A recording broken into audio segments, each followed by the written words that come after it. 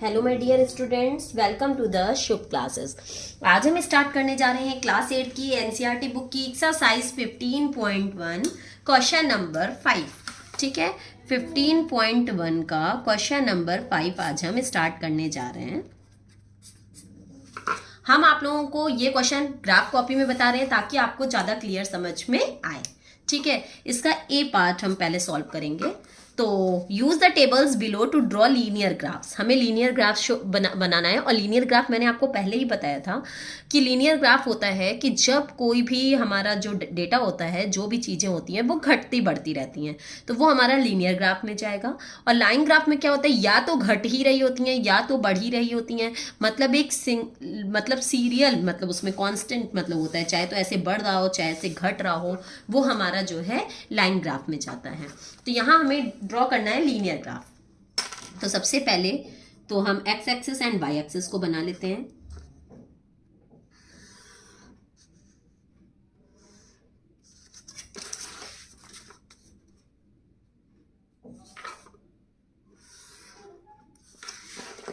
ठीक है, ये है हमारा एक्स एक्सिस का पॉइंट और ये है वाई एक्सिस का पॉइंट। आपको पेंसिल से बनाना है क्योंकि जरा जरा से पॉइंट से डिफरेंस आ सकता है, बट यहाँ पे हम स्केच से इसलिए बना रहे हैं ताकि आपको वीडियो में क्लियर शो हो। ओके, तो यहाँ पे ईयर्स गिवन है 2003, 4, 5, 6। तो यहाँ हम ईयर जो लिखेंगे वो लिखेंगे 2003। यहाँ 1, 2 ब्लॉक्स पे लिखे हैं तो 1, 2, यहाँ पे भी 2 ब्लॉक्स पे 2004, 2005 एंड 2006। ओके, ये ओरिजिन हो जाता है। अब 8, 10, 5, 12 ऐसे दिया है तो 1, 2 ले लें तो ताकि ज़्यादा इजी होगा। 1, 2, 3, 4, 5, 6, 7, 8, 9, 10, 11, 12। ओके, ये हैं आपके ईयर्स। तो यहाँ पे ऐसे करके लिखोगे ईयर्स। और ये हैं आपके डेज, तो यहाँ ऐसे लिखोगे डेज। ओके, अब स्टार्ट करते हैं। 2003 में the number of days a hill side city received snow in different years. ठीक, कितनी जो है नंबर ऑफ डेज पे मतलब जो स्नो है वो रिसीव हुई है। देखो 2003 में कितनी, 8 डेज तक। तो 2003 में 8 डेज तक, तो 2003 में हम 8 पे आके ऐसे प्लॉट कर देंगे। ओके, 2004 में 10, तो 2004 में हम 10 पे जाएंगे। 10, 10, 10, 2004 में 10 हमारा यहाँ पे आएगा। देखो 2004 में 10। ओके, 2005 में 5, 2005 में 5, 2006 में 12, 2006 में 12। ओके, अब इसको हम मैच कर देंगे तो हमारा हो जाएगा लीनियर ग्राफ।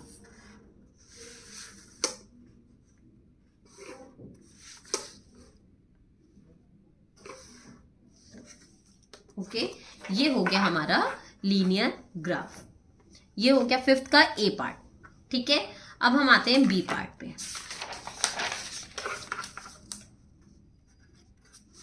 इसमें भी हम इसी तरीके से बना लेंगे। मेन एंड वुमेन का है, इसमें कोई बात नहीं।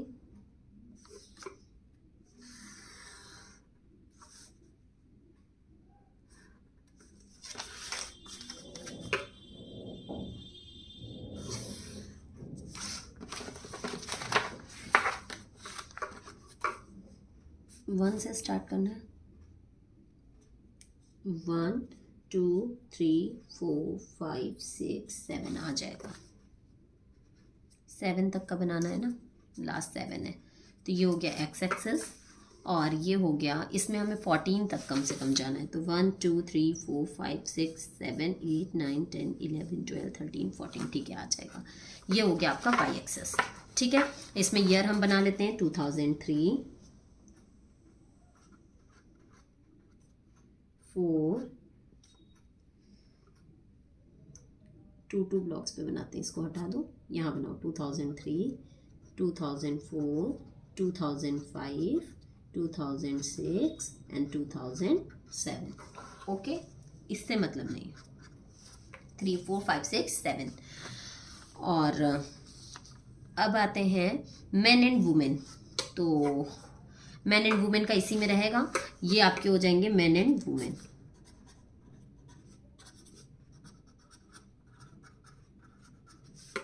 इन थाउजेंड्स, क्वेश्चन में ऊपर लिखा हुआ है इन थाउजेंड्स।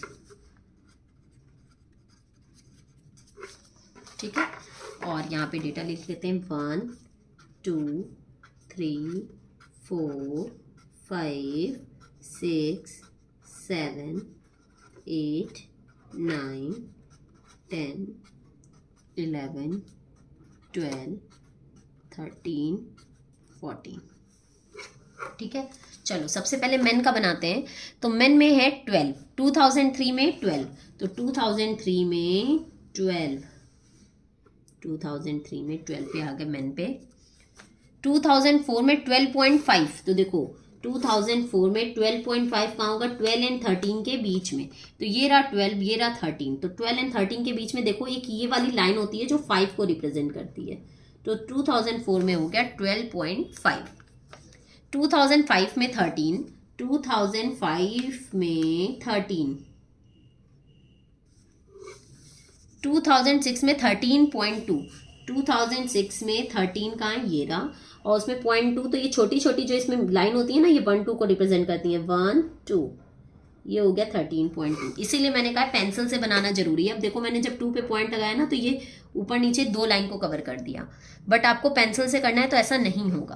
2007 में 13.5, 7 में 13.5, तो 13 एंड 14 के बीच में जो ये वाली लाइन है ये 13.5 को रिप्रेजेंट करती है। तो ये तो था आपका मेन का। अब इसको हम मैच कर देंगे।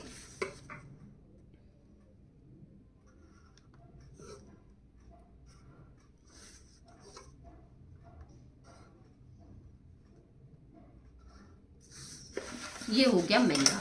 ऊपर लिख लो मेन के लिए मैंने स्ट्रेट लाइन बनाई है, और वुमेन के लिए हम बना ले रहे हैं डॉटेड लाइन। ओके, ये रिप्रेजेंट कर देना।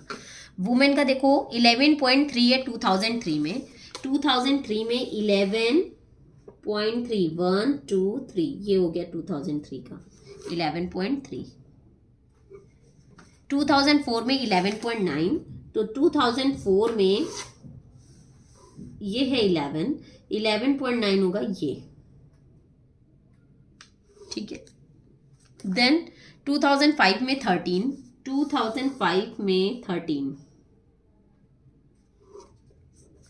2006 में 13.6, 6 में 13.5 एंड 6, 13.6, 2007 में 12.8, 7 में 12.8, तो 8 आएगा, 5 6 7 8 यहाँ पे। ओके, इसमें हम बना देते हैं डॉटेड लाइंस।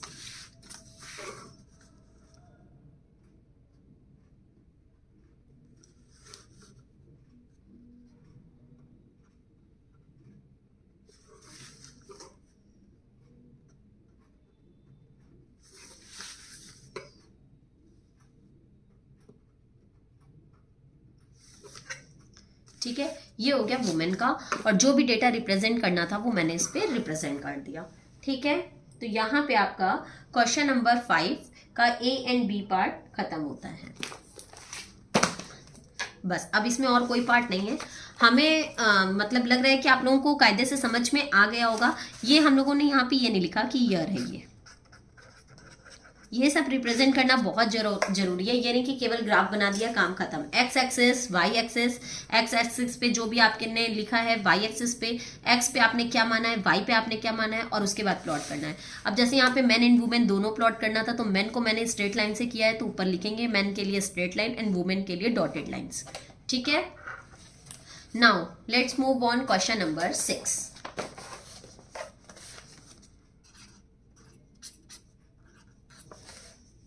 क्वेश्चन नंबर 6 का ए पार्ट क्या कह रहा है? A courier person cycles from a town to a neighboring suburban area to deliver a parcel to a merchant. His distance from the town at different times is shown by the following graphs. What is the scale taken for the time axis? Time axis के लिए क्या scale ली गई है ये मुझे देखना है। ठीक है, तो देखते हैं हम लोग कि अब जैसे 1 1 आवर के लिए ये 8 AM है, ये 9 AM है, तो क्या क्या स्केल ली गई है, 1 2 3 4 यूनिट्स पे 1 आवर को माना गया है। 1 2 3 4 यूनिट्स पे 1 आवर। टाइम के लिए पूछ रहा है एक्स एक्सिस के टाइम, मतलब टाइम एक्सिस का पूछ रहा है, तो टाइम एक्सिस में 1 आवर के लिए मैंने 4 स्केल्स को हमने 1 आवर माना है। तो इसमें आंसर लिखेंगे हम लोग कि 4 यूनिट्स के लिए हमने 1 आवर माना है। यही स्केल आपकी पूछ रही थी कि टाइम एक्सिस पे आपने 1 आवर के लिए कितनी स्केल ली है, मतलब हमने 4 यूनिट्स की स्केल ली है, 1 2 3 4, तब 1 आवर हुआ है। ठीक है। बी है, how much time did the person take for the travel. ठीक, अब पर्सन कितना टाइम ले रहा है ट्रेवल करने के लिए। तो देखें ये डिस्टेंस है ना, तो देखते हैं कि पर्सन कितना टाइम ले रहा है ट्रेवल करने के लिए। देखो यहाँ पे आपका था 0, 9 पे हो गया 10, ये डिस्टेंस है, कितना टाइम ले रहा है ट्रेवल करने के लिए। यहाँ पे आते हैं 8 9 10 11,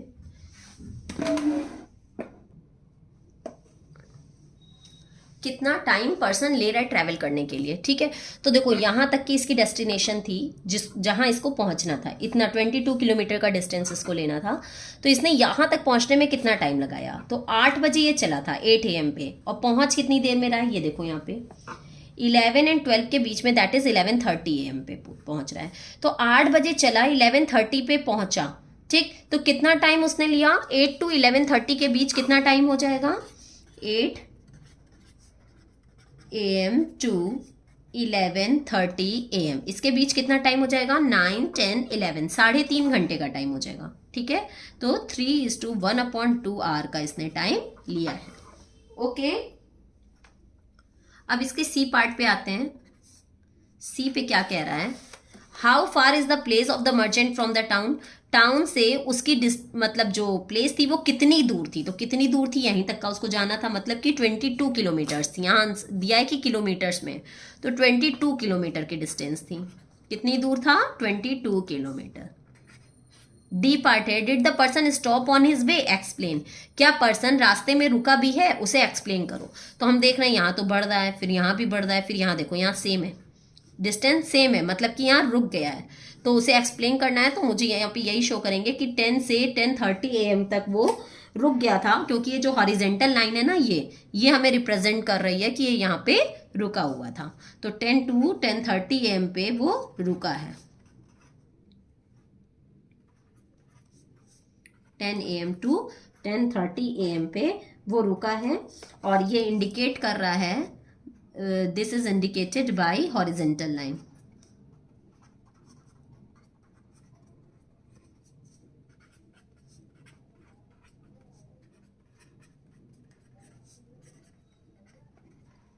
ओके, नाउ ई पार्ट है, during which period did he write fastest. किस टाइम पीरियड पे वो सबसे तेज चला है। तो देखो 8 to 9 AM पे उसने कितने किलोमीटर की डिस्टेंस कर ली, 10 किलोमीटर्स की। 9 to 10 में उसने कितना किया, 16, मतलब कि सिर्फ 6 किलोमीटर्स चला है, यहाँ पे तो चला ही नहीं। और 11 to 12 के बीच में उसने चला, ये था 16, ये है 22, मतलब 8 किलोमीटर्स चला है। 6 किलोमीटर, 16 से 22 तक 6 किलोमीटर चला है। तो सबसे फास्ट यहीं पे चला है 10 किलोमीटर, तो 8 AM to 9 AM। ठीक है, ई पार्ट का आंसर होगा 8 AM to 9 AM, सबसे फास्ट इसी में चला है। ठीक है, now question number 7, can there be a time temperature graph as shown, justify your answer. इसमें से कोई टाइम टेम्परेचर को शो कर रहा है। ठीक है, टाइम है, टाइम के साथ साथ हमारा टेम्परेचर बढ़ता जा रहा है। ठीक है, ये समझ में आ रहा है। टाइम के साथ साथ हमारा टेम्परेचर घटता चला जा रहा है, ये भी हमें समझ में आ रहा है। टाइम और टेम्परेचर कांस्टेंट है। ठीक, जितना टाइम है टेम्परेचर में कोई भी उतार चढ़ाव नहीं हो रहा, वो वही है। टाइम वही है, टेम्परेचर बढ़ रहा है, ये कैसे पॉसिबल है।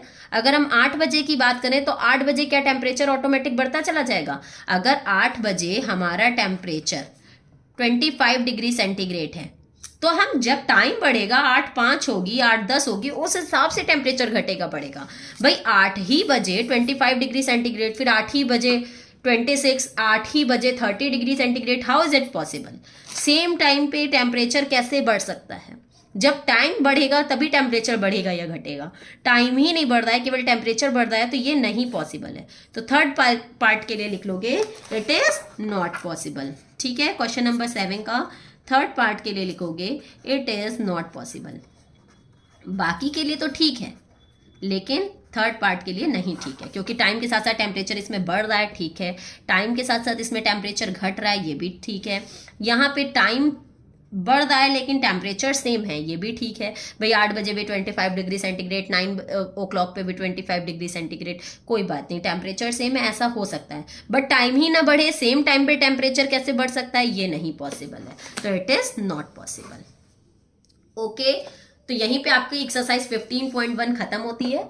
ठीक है, अब हम लोग अपनी नेक्स्ट वीडियो में नेक्स्ट एक्सरसाइज के साथ मिलेंगे। और अगर आपको कोई भी डाउट होगा तो आप कमेंट सेक्शन में मुझसे अपने डाउट्स क्लियर कर सकते हैं, और मेरी नीचे एक डिस्क्रिप्शन बॉक्स में लिंक गिवन है, वहाँ प्ले स्टोर पे जाके मेरे ऐप को इंस्टॉल कर सकते हैं। शुभ क्लासेस के नाम से प्ले स्टोर पे ऐप है, वहाँ से आप मेरी लाइव क्लासेस भी परचेज कर सकते हैं। ओके, नेक्स्ट वीडियो में नेक्स्ट एक्सरसाइज के साथ, तब तक के लिए good bye and take care.